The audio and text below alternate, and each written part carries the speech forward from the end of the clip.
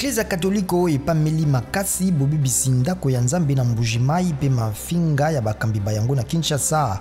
Bakambi ba Eklezia Katoliko basengi balandi bayango ekenge makasi ndako ya Nzambe zomi na moko ebebisami na Kasai pe bilenge bayike bafinga ki Kardinal Mbongo na Kinshasa na suka ya mposo sima na balakisi bilongi bya biyamba mutoba kotika nkombo ya mutambwisi ya seni na bozangi boyokani na bayi Katoliko pe ba misioni.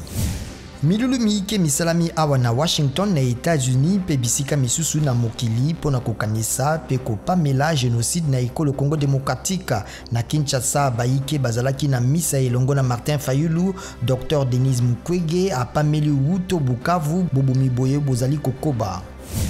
Kuto bisika biaye bia kobombana Kalev Mutondo mokonzi ya kala ya ANER asengi na procureur général ya cour d'appel ya Kinshasa Gombe kondima ete likamboli ya ye litindama na tribunal ya grande instance ya Gombe ndenge bafundi basengi po asamba na bonsomi bonso. Kalev Mutondo asengi manso masalama po bosambisami bwango bolakisama na bato banso pi bozala ya sembo po atalisa ete makambo bafundi ye mazali lokuta.